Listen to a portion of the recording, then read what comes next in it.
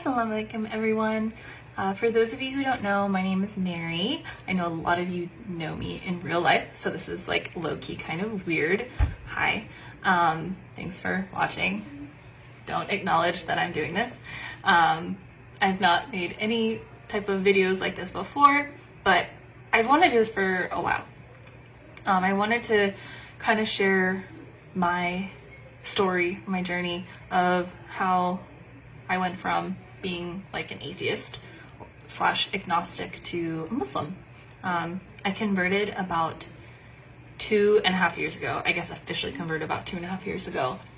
I was raised kind of, I guess, Christian, sort of. My dad, he was raised Catholic. He's a Christian, I would say, though. He doesn't say, he says he's not a believer, he's a knower, which I think is really cute, and I love that. Growing up, my parents didn't want to enforce any particular like belief system or like shove it down our throats, you know, which I really value.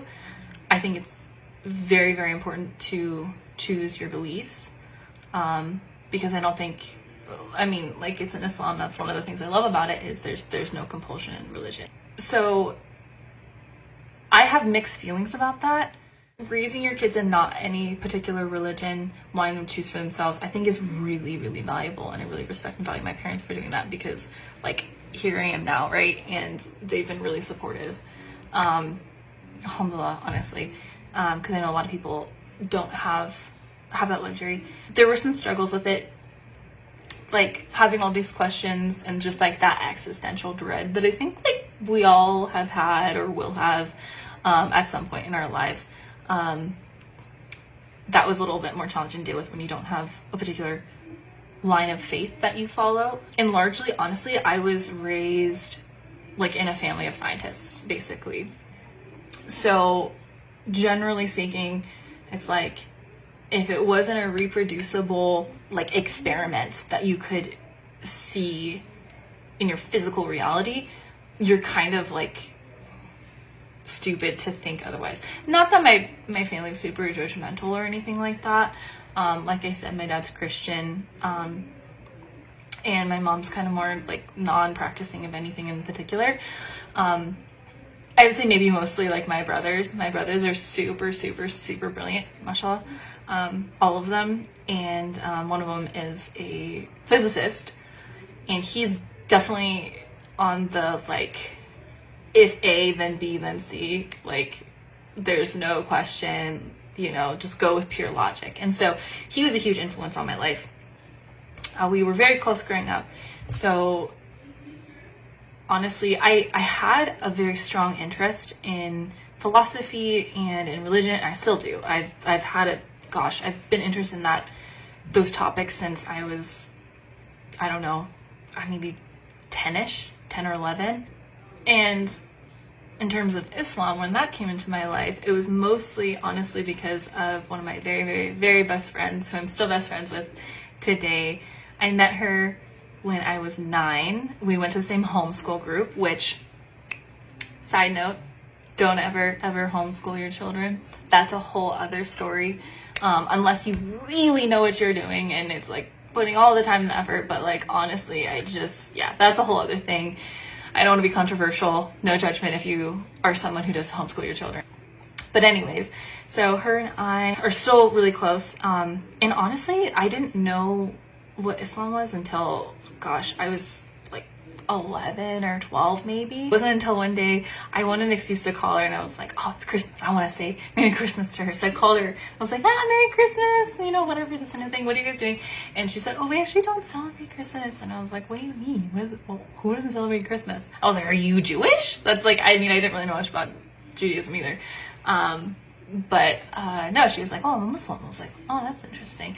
So she was someone who is someone, honestly, who really, really exemplifies the characteristics of the Prophet, peace be upon him, in such a beautiful, beautiful way. And that was honestly largely one of the things that drew me to the religion the most, in terms of like my perception of it, is just her example and her character. And I tell her this all the time, which she'll deny, but the way that she has handled hardship in her life and the way that she treats people and the way she sees life and just her optimism and just like who she is as a person, honestly, like one of the best people I've ever met in my entire life, honestly, like completely objectively speaking. Well, she's gonna yell at me if or when she sees this, whatever. But yeah, so she's the one who kind of caught my attention in terms of setting the stage of like what Islam is. And she was never preachy about it. That's one thing. She was never preachy. She was never pushy.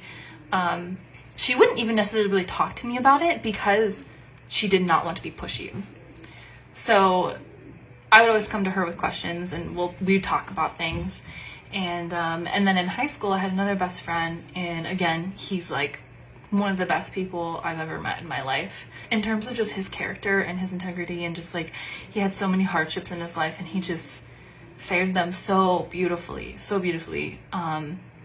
He's just like an outstanding person. And yeah, so I mean, he also, we didn't really necessarily talk about Islam too much. I would ask him here and there about things and he would share little tidbits, but in general it was just like his character just showed. So I had, growing up, having my first best friend, the girl, and then the second best friend in high school, the boy. I was very protective of the religion, because it was just shown to me by these two really beautiful people, like just how beautiful religion it was. And I remember like in high school, like people would make like terrorist jokes and just stupid stuff like that, and I would get all ticked. I get more ticked than he would, honestly. Then in college, funnily enough, the next person that I guess was the biggest influence on me was my college professor. He was a history professor. He's actually an atheist, so he was a huge part of my like conversion too, which is super funny. But he knew Arabic and he knew Hebrew and I think Aramaic.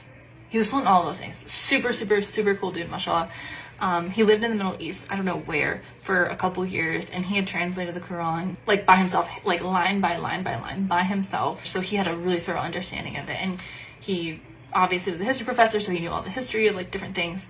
And it was just, I remember thinking like, okay, this was right around the time where I had like this really deep like existential crisis. I call it like I was a non-consensual atheist, because it was one of those things like I didn't necessarily want to believe in atheism because I was this like angry edgelord of just like, oh, how could God this? I've never like, honestly, like been like angry at God or whatever. I know a lot of people have had that experience, which is like, I don't want to like detract from that or anything, but that was just not my experience. I was very much held up on logic and like what makes sense. In this class with my history professor, my atheist history professor, he would talk about like the etymology of different words, and I remember one of them specifically was sin, and because I was like, that doesn't make sense to me, like this God that's all powerful and all loving and all these different things that I had learned from like just general Christianity and stuff like on the internet, would be angry at you and curse you to hell for like sinning. It didn't make sense. Like things that like, why would that upset God? Like this all-knowing, all-powerful creator, why would he be personally affected by you doing something that would harm you, right? And so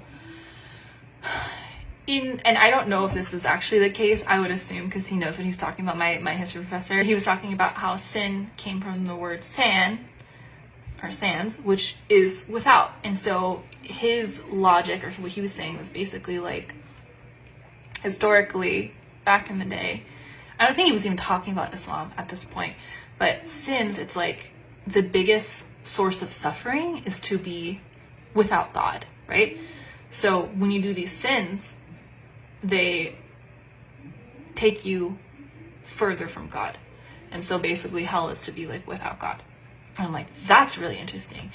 And so, and I remember my I guess oldest best friend, the girl, she once told me, I asked her, I think at this time I was like, how because she's a scientist. She's like literally a scientist.